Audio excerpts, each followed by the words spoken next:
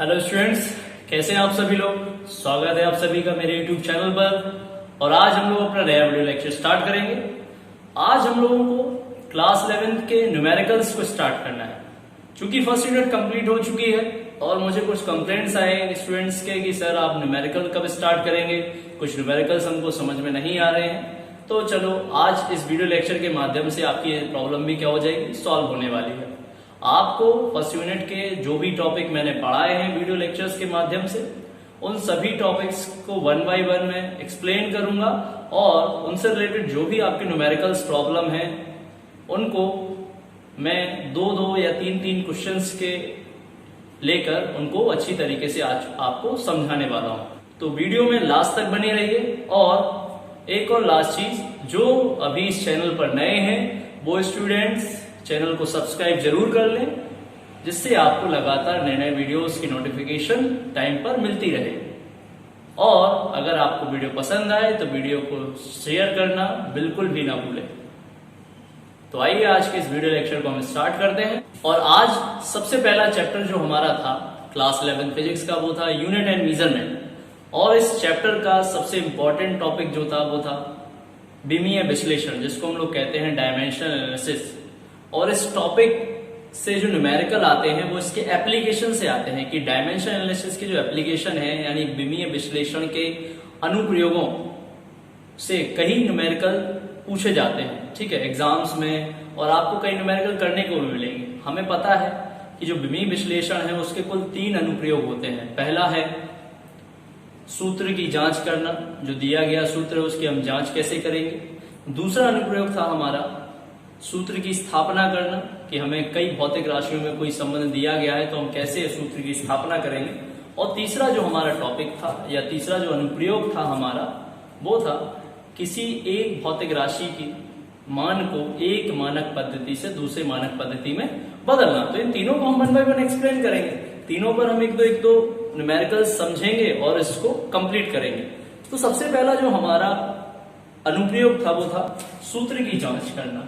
सूत्र की जांच करना, ठीक है, ये हमारा न्यूमेरिकल था। सॉरी, सबसे पहला अनुप्रयोग हमारा था सूत्र की जांच करना। तो इसके लिए उदाहरण से हम आपको समझाते हैं कैसे न्यूमेरिकल आते हैं। सपोज करिए एक उदाहरण लेके मैं आपको यहाँ पे समझाने वाला हूं। आप चूंकि 11th में अभी नए आए हैं, न्यू स्टूडेंट हैं और आपको कई सारे फॉर्मूले नहीं पता है, लेकिन चूंकि क्लास 10 में हम लोग पढ़ के आए हैं, क्लास 10 के काफी सारे फॉर्मूले हम लोगों को पता है। जैसे सबसे पहला जो फॉर्मूला हम लोगों ने पढ़ा था क्लास 10 में वो था वैद्युत धारा I बराबर Q/T। आवेश प्रवाह की दर को हम क्या कहते थे, वैद्युत धारा। चूंकि हमें पता है जो वैद्युत धारा होती है, वैद्युत धारा का विमीय सूत्र क्या होता है, कैपिटल ए, ठीक, यह पता है। और आवेश का जो विमा होती है, आवेश की जो विमा होती है वो होती है AT। और समय की विमा हमें पता है क्या होती है, T, क्योंकि समय को हम नापते हैं सेकंड में और सेकंड को हम लिखते हैं कैपिटल T, क्योंकि सेकंड का जो विमीय सूत्र है वो क्या है, कैपिटल T। तो यहाँ T से T क्या हो जाएगा, कैंसिल हो जाएगा। तो capital A equal to capital A, मतलब क्या आ गया, जो LHS है वो RHS के क्या है, बराबर है। और हम कह सकते हैं कि ये सूत्र क्या है, सही। यदि आप किसी सूत्र की जांच करें और उसके दाएं पक्ष और बाएं पक्ष में लिखे हुए भौतिक राशियों की विमाएं समान आए तो हम कह सकते हैं दिया गया सूत्र क्या है, सही है। हम एक और उदाहरण लेते हैं यहां पर। इसके बाद आपने जो फॉर्मूला पढ़ा था वो एक और फॉर्मूला आपने पढ़ा था वैद्युत विभव, सभी को याद होगा। वैद्युत विभव बराबर क्या था, वैद्युत विभव V बराबर कार्य बटे आवेश। सभी को अच्छे से याद होगा ये फॉर्मूला, जिसको हम लोग कहते थे V इक्वल टू W/Q। अब आपको वैद्युत विभव की अगर विमा ज्ञात है, ठीक है, और कार्य और आवेश की विमा ज्ञात है, अगर ये दोनों तरफ की विमाएं समान आती हैं तो हम कह सकते हैं जो दिया गया सूत्र था वो सही था, या हमको इस क्लास 10 में जो सूत्र पढ़ाया गया था वो सही था। क्योंकि विमाओं के अनुप्रयोगों से हम लोग ये बहुत अच्छी अच्छी चीजें पता कर सकते हैं कि क्या जो सूत्र है पढ़ाया है सर ने वो सही है कि नहीं, पता नहीं सर ने गलत तो नहीं पढ़ा दिया। तो इन सब चीजों को हम चेक कर सकते हैं। कैसे चेक करेंगे, देखिए वैद्युत विभव की विमा, अब चूंकि आपको नहीं पता लेकिन मुझे याद है कि ml square t minus 3 a minus 1, ठीक है, ये वैद्युत विभव की विमा होती है। ठीक, इसी प्रकार आपका जो कार्य है, कार्य या ऊर्जा, तो उसकी विमा होती है ml स्क्वायर t माइनस 2। और ठीक इसी प्रकार अभी मैं पिछले उदाहरण में भी आपको बता चुका हूं कि आवेश की विमा क्या होती है, at, कैपिटल A t, ठीक है। तो इसको ऊपर ले जाएंगे तो क्या आ जाएगा, ml square t minus 3 a minus 1, और राइट हैंड साइड क्या आ जाएगा, ml स्क्वायर t, एक t यहाँ पे भी है नीचे, ये ऊपर जाएगा तो माइनस का हो जाएगा, तो माइनस का 2 और माइनस का 1 माइनस का 3, a यहाँ पर पॉजिटिव है, ऊपर जाएगा तो नेगेटिव, यानी a माइनस 1। अगर आप यहाँ देखें तो आपका जो लेफ्ट हैंड साइड टर्म है और राइट हैंड साइड टर्म है, यानी LHS और RHS दोनों ही क्या है, सेम है। हम कह सकते हैं सूत्र क्या है हमारा, बिल्कुल सही है। तो इस प्रकार हम सूत्र की जांच कर सकते हैं। तो कुछ उदाहरण मैं आपको दे रहा हूं जिनको आप अपने घर पर ट्राई करेंगे, ठीक है। और सारे ही फॉर्मूले में क्लास 10 से रिलेटेड दे रहा हूं, क्लास 10 से रिलेटेड आप फॉर्मूलों को यूज कर सकते हैं। जैसे कि एक और फॉर्मूला हमने पढ़ा था, वैद्युत शक्ति बराबर विभवांतर गुणे धारा, जिसे हम कहते थे P इक्वल टू VI, ठीक है। इस सूत्र की आप जांच कर सकते हैं। एक और सूत्र था इसका, एक और रूप था, वैद्युत शक्ति बराबर I स्क्वायर इंटू R। इस सूत्र की भी आप जांच कर सकते हैं। एक और सूत्र हम लोगों ने पढ़ा था, P equal to V square upon R। तो इन तीनों सूत्रों की आप विमीय विधि से इन तीनों सूत्रों में क्या कर सकते हैं, जांच कर सकते हैं, और इनको आप ट्राई करिएगा, ठीक है। तो इसके बाद हम आते हैं अपने अगले टॉपिक पर, ठीक है।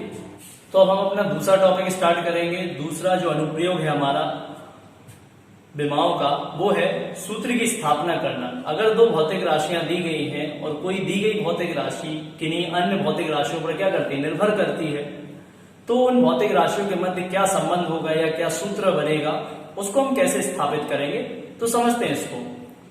तो मान लिया जैसे क्लास 9 में आपने एक फॉर्मूला पढ़ा था कि किसी मशीन द्वारा इस्तेमाल की गई शक्ति या किसी मशीन को चलाने में दी गई शक्ति इस बात पर निर्भर करती है कि उस मशीन पर कितना बल लगाया जा रहा है और वो मशीन कितने वेग से घुमाई जा रही है। तो इसको अगर हमें इनके बीच एक संबंध स्थापित करना है कि मशीन की शक्ति, मशीन पर लगाए गए बल और मशीन के वेग में क्या संबंध है या क्या सूत्र है, तो उसको हम विमाओं की सहायता से क्या कर सकते हैं, ज्ञात कर सकते हैं। मान लिया किसी मशीन की शक्ति कितनी हो गई, P, और वो किस किस बात पर निर्भर कर रही है। सबसे पहले वो निर्भर करती है मशीन पर लगाए गए बल F, मशीन के वेग V पर, ठीक है। तो अगर हमें विमीय विधि से इनके बीच सूत्र स्थापित करना है, विमीय विधि से, ठीक है, तो इसको हम किस प्रकार लिख लेंगे, P इक्वल टू, जब जो समानुपाती का चिन्ह हटाया जाता है तो बराबर का साइन आता है, और यहाँ पर एक नियतांक आ गया K, और यहाँ पर एक ऐसा नियतांक है जिसकी कोई विमा नहीं होती, ठीक, F की पावर A, V की पावर V। इस तरीके से हम इसको लिख लेंगे। अब हम आते हैं विमाओं पर। विमाओं की सहायता से उनके बीच एक सूत्र स्थापित करेंगे। तो शक्ति की विमा क्या होती है, शक्ति की विमा होती है ml स्क्वायर t माइनस 3, हम जानते हैं। ठीक इसी प्रकार ये तो एक ऐसा नियतांक है जिसकी कोई विमा है नहीं, और F यानी बल की विमा होती है ml t माइनस 2। ठीक इसी प्रकार हम बात करेंगे वेग की, तो वेग की विमा होती है l t माइनस 1 की पावर v। इसको आगे सॉल्व करेंगे तो ml square t minus 3, process को समझिए, यहाँ सॉरी पावर a था, तो m power a, l power a, t power minus 2a, क्योंकि अगर पावर की पावर हो तो वो क्या हो जाती है, मल्टीप्लाई हो जाती है। ठीक इसी प्रकार इसको क्या लिख सकते हैं, l power b, t power minus b। ठीक है, आगे सॉल्व करते हैं इस इक्वेशन को, तो m l square t minus 3, अब यहां पर m का और कोई टर्म है नहीं, तो m की पावर a इसको लिखा रहने देंगे। इसके बाद हम देखेंगे l, तो l की पावर यहाँ पर a है और यहाँ l की पावर b, तो l power a plus b। ठीक इसी प्रकार t की पावर माइनस 2a और यहाँ टी की पावर माइनस बी। ठीक, अब क्या कराएंगे इन पदों की, यानी दाएं पक्ष और बाएं पक्ष की हम क्या करा देंगे, तुलना करने पर, इनकी तुलना कराएंगे। तो तुलना करने पर दोनों तरफ की तुलना कराने पर, तो इसको हम मिटाते हैं। यहां पर क्या आ जाएगा, तुलना अगर कराएंगे तो m इक्वल टू m की पावर a। ठीक इसी प्रकार l स्क्वायर l की पावर a प्लस b। ठीक है, ठीक इसी प्रकार t power -3 equal to t की पावर -2a माइनस b। तुलना कराया तो यहाँ पर m की पावर क्या है, एज यूजुअल आप समझ सकते हैं 1, तो a इक्वल टू कितना आ जाएगा 1, क्योंकि अगर आधार समान हो तो घातें क्या होती हैं, बराबर। यहां पर हम देखेंगे आधार समान है तो घातें क्या हो जाएंगी, बराबर। 2 equal to a plus b। a की वैल्यू आपको पता चल गई कितना है 1, तो b इक्वल टू b कितना आ जाएगा 1। अब a और b के मान हमें ज्ञात हो चुके हैं, तो हमें इसको करने की कोई आवश्यकता नहीं है। अब ये जो a और b के मान है वो हम सबसे पहले अपने समीकरण में रख देते हैं। जो समीकरण, मेन समीकरण हमारा क्या था, p बराबर k f की पावर a v की पावर v। ठीक है, तो p इक्वल टू कितना आ गया, k f की पावर कितना है, f की पावर a है और a का मान आ चुका है 1। ठीक है, इसी प्रकार v की पावर कितनी है b, और b का मान कितना आया है 1, तो ये कितना आ जाएगा p equal to k f into v। जहां पर k क्या है, k की वैल्यू अगर हम 1 मान लें तो हमारा जो रिलेशन आ जाएगा p equal to f into v, यानी किसी भी मशीन की जो शक्ति होती है उस पर लगाए गए बल और मशीन के वेग के क्या होती है, गुणनफल के बराबर। तो ये जो फॉर्मूला निकाल लिया कि इनके मध्य में क्या रिलेशन है, क्या सूत्र इनके मध्य बनता है, उसको हम विमाओं के अनुप्रयोग से क्या कर सकते हैं, ज्ञात कर सकते हैं। यहाँ पर हम एक और उदाहरण लेंगे जिससे आपको थोड़ा सा और समझ में आएगा। ठीक है, तो इस दूसरे अनुप्रयोग को बहुत अच्छे से समझने के लिए हम एक और उदाहरण लेते हैं। एक और उदाहरण है कि सरल लोलक का जो आवर्तकाल होता है, वो आवर्तकाल सरल लोलक की लंबाई, यानी जिस तार से वो लोलक बना हुआ होता है उस तार की लंबाई पर और गुरुत्वीय त्वरण पर क्या करता है, निर्भर करता है। ठीक है, जैसे हमने क्या माना कि किसी सरल लोलक का आवर्तकाल क्या हो गया t, और ये किन किन बातों पर निर्भर करता है, ये निर्भर करता है कि उस तार की लंबाई क्या है जिससे वो लोलक बंधा हुआ है, तो वो लंबाई क्या हो गई l, और गुरुत्वीय त्वरण के मान पर निर्भर करता है कि जिस स्थान पर उस लोलक को रखा गया है वहां पर गुरुत्वीय त्वरण का मान कितना है। गुरुत्वीय त्वरण को हम डिनोट करते हैं g से। तो बिमी विधि से अगर हमें ज्ञात करना है तो इसको हम लिखेंगे t समानुपाती l की पावर a g की पावर b। ठीक है, समानुपाती का चिन्ह हटाइए तो क्या आ जाएगा, एक नियतांक आ जाएगा। इस नियतांक को हमने यहां मान लिया k, क्योंकि आपको पता है कि इस नियतांक का कोई विमा नहीं होती, ना इसका कोई मान है। ठीक है, यानी इसका कोई मात्रक और विमा नहीं है। तो l की पावर a g की पावर b, ये हमारा क्या हो गया, समीकरण 1। तो ये हमारा समीकरण 1 हो गया। अब विमीय विधि से हम कैसे इनके बीच एक संबंध स्थापित करेंगे, विमीय विधि से। ठीक है, तो आवर्तकाल को हम नापते हैं सेकंड में, तो इसकी विमा क्या हो जाएगी, m0 l0 t। ठीक है, एक नियतांक है और इसकी कोई विमा है नहीं। ऐसे ही तार की लंबाई को हम किसे मापते हैं, मीटर में, और उसको हम क्या लिखते हैं, कैपिटल L की पावर a। ठीक इसी प्रकार ये जो गुरुत्वीय त्वरण है वो किसके बराबर होता है, त्वरण के, और इनका जो मात्रा होता है वो क्या होता है, समान। इसीलिए गुरुत्वीय त्वरण की जो विमा होगी वो भी क्या होती है, समान होगी। कितनी हो जाएगी, LT-2 की पावर b।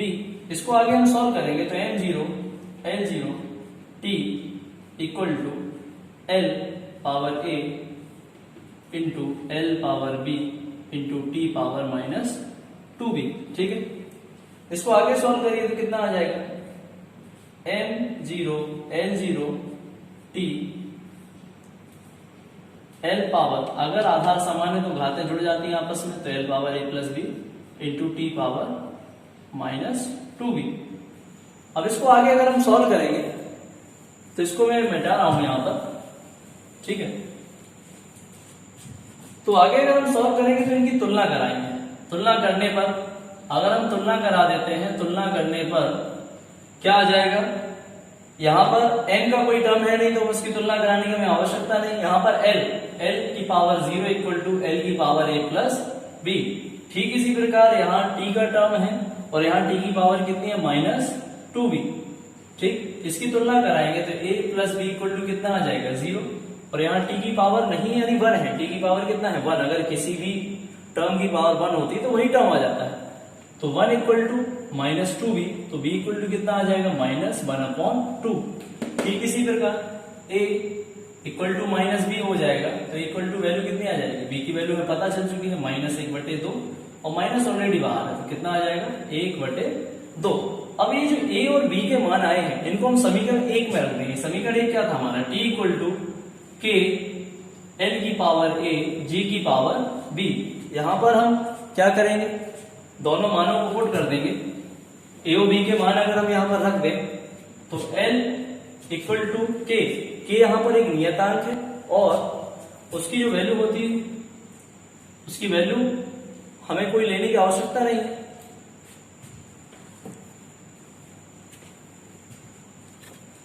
तो t बराबर क्या हो जाएगा, क्योंकि k क्या है एक नियतांक है और उसकी जो वैल्यू होती है वो होती है 1/2 पाई। ठीक है, आगे n की पावर a की वैल्यू कितनी है 1/2 वैसे ही इंटू g, और g की पावर कितनी दी गई है p -1/2। इसको आगे सॉल्व करेंगे तो t equal to 1/2 pi l की पावर 1/2 अपॉन g की पावर 1/2। आगे अगर इसको और आप सॉल्व करके लिखें तो 1/2 पाई l अपॉन g की पावर 1/2। तो क्या लिख सकते हैं समीकरण, t equal to 1/2 pi under root l upon g। ठीक है, तो ये आ गया रिलेशन कि किसी भी सरल लोलक का जो आवर्तकाल होता है वो होता है t बराबर 1/2 pi under root l upon g। तो हमने इस प्रकार से सरल लोलक के आवर्तकाल के लिए व्यंजक ज्ञात कर लिया है। ठीक है, तो विमाओं की सहायता से हम किसी भी सूत्र की क्या कर सकते हैं, स्थापना कर सकते हैं बड़ी ही आसानी से। इसके बाद हम तीसरे अनुप्रयोग को भी समझेंगे, 2-3 उदाहरण उसके भी हम यहाँ पर समझेंगे और फिर हम इस टॉपिक को एंड करते हैं। तो हम बात करते हैं अपने तीसरे अनुप्रयोग की। तीसरा अनुप्रयोग क्या है हमारा, तीसरा अनुप्रयोग है हमारा कि किसी भौतिक राशि का मान अगर हमें एक मानक पद्धति में दिया गया है तो उसको हम दूसरी मानक पद्धति में कैसे बदलेंगे, तो उसको हम लोग एक्सप्लेन करेंगे। यहाँ पर हम एक उदाहरण लेंगे और उस उदाहरण से हम लोग समझेंगे कैसे इस प्रकार के न्यूमेरिकल्स को हम लोग सॉल्व करेंगे। तो यहाँ पर मैं आपको एक उदाहरण लेता हूं, जैसे मान लीजिए दिया गया है मुझे कि आपको पता है एसआई पद्धति में कार्य का मात्रक क्या होता है, जूल होता है। ठीक है, सभी जानते हैं। तो हम ये जानना चाहते हैं कि 1 जूल बराबर कितने अर्घ के बराबर होगा। अर्घ क्या है, अर्घ सीजीएस पद्धति में क्या होता है, कार्य का मात्रक होता है। तो हम ये पता करें कि 1 जूल कितने अर्घ के बराबर होगा सीजीएस पद्धति में। तो ये कैसे हमें पता चलेगा, क्वेश्चन मार्क है कि ये वैल्यू कितने के बराबर होगी, क्योंकि जो अर्घ होता है वो क्या है, एक सीजीएस मात्रक है। किसका मात्रक है, कार्य का। कार्य का कैसा मात्रक है, सीजीएस।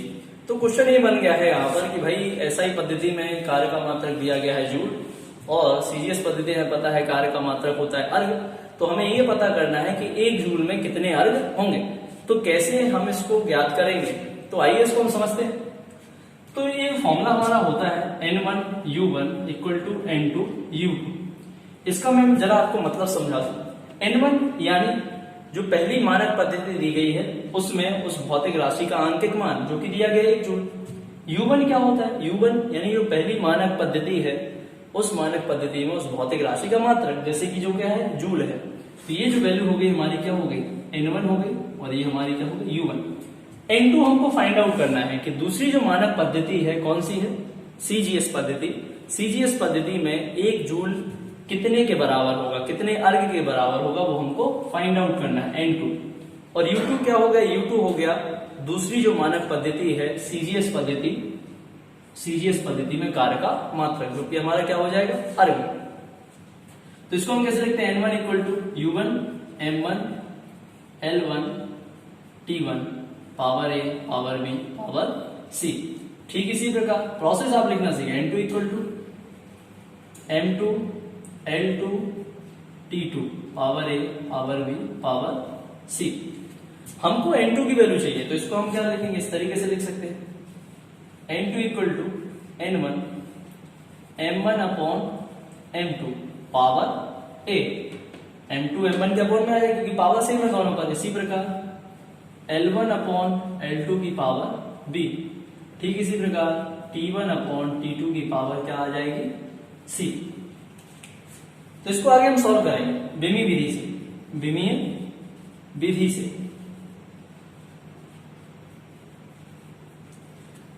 तो इसको मैं रब करता हूं।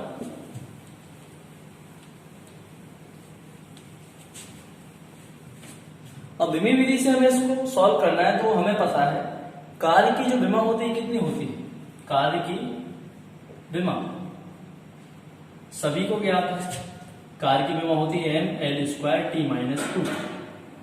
तो कार्य की विमा से हम क्या करा देंगे, तुलना करने पर, तुलना करने पर अगर हम इसको समीकरण 1 मान लें, इस समीकरण की कार्य की विमा से क्या करा दे, तुलना करा दे, तो यहां से हमें A बराबर कितना मिल जाएगा 1, B बराबर कितना आ जाएगा 2 और C बराबर कितना आ जाएगा -2। आप देख सकते हैं यहाँ m की पावर क्या है A और यहाँ m की पावर क्या है 1, तुलना करा रहे। यहाँ L1 अपॉन L2 की पावर क्या है B और यहाँ L की पावर कितनी है 2।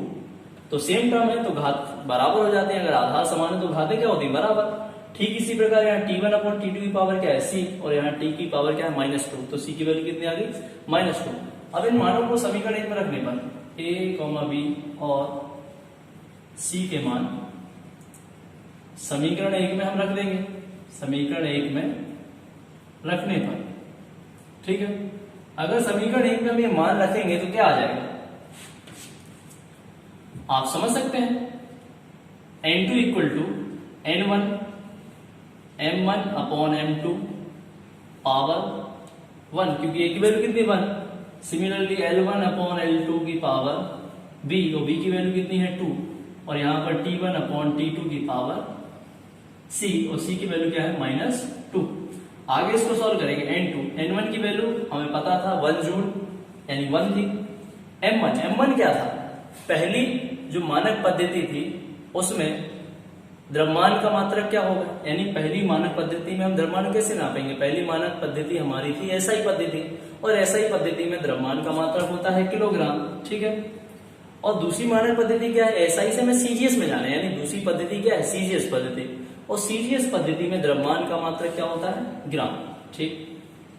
इसी प्रकार SI पद्धति में लंबाई का मात्रक क्या होता है मीटर और CGS पद्धति में क्या होता है सेंटीमीटर, ठीक।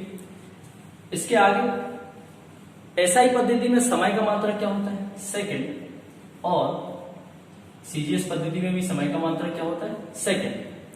तो हम इसको सॉल्व करेंगे, तो यहाँ पे आप देखिए सेकंड से सेकंड कैंसिल, 1 और 1 की पावर कुछ भी हो 1 ही आता है, आपको पता है 1 की पावर 100 हो कुछ भी हो एनीथिंग तो 1 ही आएगा। तो इसको आगे हम और सॉल्व करेंगे तो कितना आ जाएगा N2 इक्वल टू 1 किलोग्राम कितने के बराबर होता है 1000 ग्राम, ठीक। मीटर कितने के बराबर होता है 100 सेंटीमीटर के बराबर, कन्वर्जन कर रहे हैं हम लोग पावर 2 और यहां पर क्या बचा 1, ग्राम से ग्राम कैंसिल, सेंटीमीटर से centimetre cancel, N2 equal to कितना आ गया 1000 इंटू 100 का स्क्वायर यानी कितना हो जाएगा 10,000। टोटल कितने जीरोस हो गए 7 जीरो, तो कितना आ जाएगा 10 टू दी पावर 7। N2 की वैल्यू हमें पता चल गई, N2 की वैल्यू पता चल गई तो आपको पता चल गया वो मान भी ये क्या था 1 जूल बराबर कितना आ जाएगा 10 टू दी पावर 7 अर्ग, ठीक है। ये यहाँ पर क्या था N1, ये था हमारा U1 और ये हो गया N2 जिसको हमने निकाल लिया और ये हमारा क्या हो गया U2, ठीक।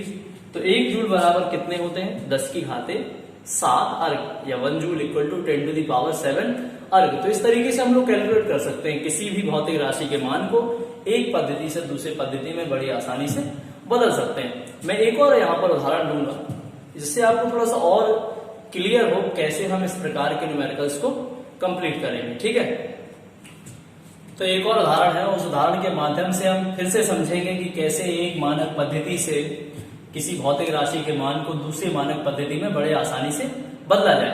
जैसे मैंने मान लिया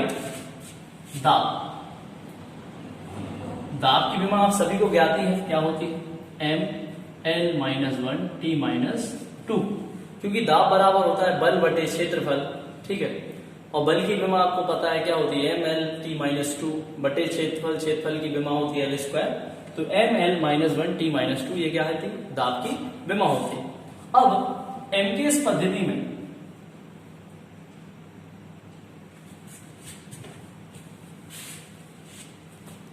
एसआई पद्धति में दाब का मात्रा क्या होता है, एसआई पद्धति में दाब का मात्रक न्यूटन पर मीटर स्क्वायर क्या होता है, दाब का मात्रक होता है न्यूटन पर मीटर स्क्वायर।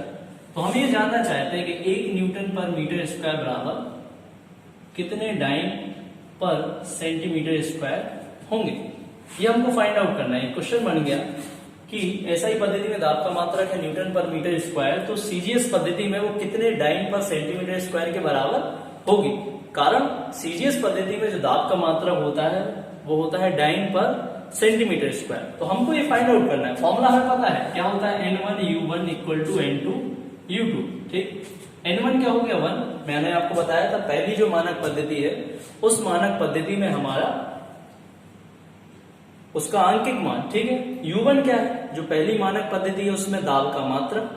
N2 हमको फाइंड आउट करना है कि जो दूसरी मानक पद्धति है उसमें उसका आंकिक मान कितना होगा भौतिक राशि का। और U2 क्या है, जो दूसरी मानक पद्धति है उसमें दाब का मात्रक कितना होगा, जो कि आपको दिया गया है डाइन पर सेंटीमीटर स्क्वायर। तो इसको हमको सॉल्व करना है, ठीक है। तो हमें फॉर्मूला पता है, क्या था फॉर्मूला, हम पिछले वाले उदाहरण में समझ चुके हैं। N2 बराबर N1 upon M1 upon M2 power A, L1 upon L2 power B, T1 upon T2 power C, ठीक है। ये हमारा फॉर्मूला था, इसको हमें सॉल्व करना था, ठीक है। तो N1 अपॉन, तो ये हमारा क्या हो गया समीकरण 1, ठीक। आगे इसको हम और सॉल्व करेंगे तो समीकरण 1 की दाब की विमा से तुलना करने पर, दाब की विमा से तुलना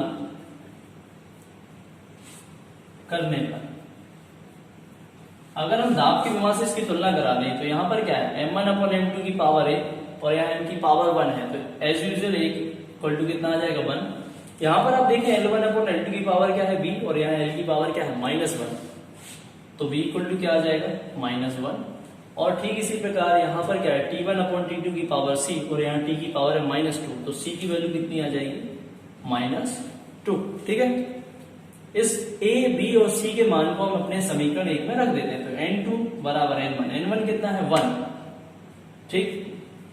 M1 upon M2 power A, और A का मान कितना है 1, L1 अपॉन L2 की पावर B, और B की वैल्यू कितनी है -1, फिर T1 अपॉन T2 की पावर C, और C की वैल्यू है -2। सारे के सारे वैल्यूज हम लोगों ने यहाँ पर पुट कर दिए। अब मैं यहाँ पर इसको रफ करता हूं थोड़ा सा आगे, क्योंकि हमें सॉल्व करना है। तो आगे क्या हो जाएगा, N2 इक्वल टू 1, M1 क्या है, पहली जो मानक पद्धति है एसआई पद्धति, एसआई पद्धति में द्रव्यमान का मात्रा क्या होता है किलोग्राम, और दूसरी पद्धति हमारी क्या है सीजीएस पद्धति, और सीजीएस पद्धति में द्रव्यमान का मात्रा क्या होता है ग्राम पावर 1। ठीक इसी प्रकार L1 यानी एसआई पद्धति, क्योंकि पहली पद्धति हमारी कौन सी एसआई पद्धति, और एसआई पद्धति में भाई लंबाई का मात्रा क्या होता है सभी को पता है मीटर, और दूसरी पद्धति है हमारी सीजीएस पद्धति, और सीजीएस पद्धति में लंबाई का मात्रा क्या होता है सेंटीमीटर पावर -1। ठीक, इसके बाद हम आ जाते हैं अपने T1 अपॉन T2, यानी पद्धति चाहे एसआई हो चाहे सीजीएस, समय का मात्रक सेकंड ही होता है, तो सेकंड अपॉन सेकंड की पावर -2, ये कैंसिल आउट, 1 की पावर कुछ भी हो 1 ही आता है। 1 किलोग्राम कितने ग्राम के इक्वल होता है, 1 किलोग्राम इक्वल टू 1000 ग्राम, क्योंकि 1 किलोग्राम में 1000 ग्राम होते हैं, अपॉन ग्राम, ग्राम से ग्राम कैंसिल। मीटर 1 मीटर में कितने सेंटीमीटर होते हैं आपको पता है, 100 centimetre upon centimetre, centimetre centimetre cancel, power -1, और 1 की पावर कुछ भी हो 1 ही आता है, n2, तो n2 इक्वल टू 1, ये कितना हो गया 10 टू दी पावर 3, यहां पर हम क्या लिख सकते हैं 10 टू दी पावर 2, 100 को 10 टू पावर 2 लिखा जा सकता है -1, तो n2 इक्वल टू कितना आ जाएगा 10 to the power 3, 10 to the power 2 -1 कितना हो जाएगा 10 टू दी पावर -2, क्योंकि पावर से पावर मल्टीप्लाई हो जाती है, ठीक। तो आगे कितना बचेगा 10, तो n2 की वैल्यू कितनी आ गई यहाँ पर 10 आ गई, तो हमको n2 का मान पता चल गया, तो 1 न्यूटन पर मीटर स्क्वायर इक्वल टू कितना हो जाएगा 10 डाइन पर सेंटीमीटर स्क्वायर, ये हमारा आंसर आ गया, क्योंकि पहली मानक पद्धति में उसका जो गणितीय मान था, आंकिक मान था, वो कितना था 1, और ये क्या था U1, यानी एसआई पद्धति में दाब का मात्रा। हमको सीजीएस पद्धति में उसका आंकिक मान निकालना था, जो था n2, जो हम लोग निकाल चुके, कितना आ गया 10, और U2 यहाँ पर क्या था, जो आपकी सीजीएस पद्धति, उस पद्धति में दाब का मात्रा। तो इस तरीके से हम किसी भी भौतिक राशि के मान को एक मानक पद्धति से दूसरे मानक पद्धति में क्या कर सकते हैं, बड़े आसानी से बदल सकते हैं। तो आज के इस वीडियो लेक्चर में डायमेंशन एनालिसिस को हमने कंप्लीट किया है, उसके जो तीनों अनुप्रयोग थे उनके एक दो जो न्यूमेरिकल्स थे उनको मैंने आपको समझाया है। बाकी अब इनको आप बहुत अच्छे से समझें और जो न्यूमेरिकल्स हमारी एक्सरसाइज में उनको ट्राई करने की कोशिश करें, ठीक है। फिर भी अगर आपको कोई प्रॉब्लम है तो मुझे कमेंट सेक्शन में जरूर लिखें। इसके बाद अगले वीडियो लेक्चर में हम लोग अपना जो अगला टॉपिक है उस पर डिस्कशन करेंगे, ठीक। तो मिलते हैं हम लोग अपने नेक्स्ट वीडियो लेक्चर में। वीडियो को लास्ट तक देखने के लिए सभी को थैंक यू।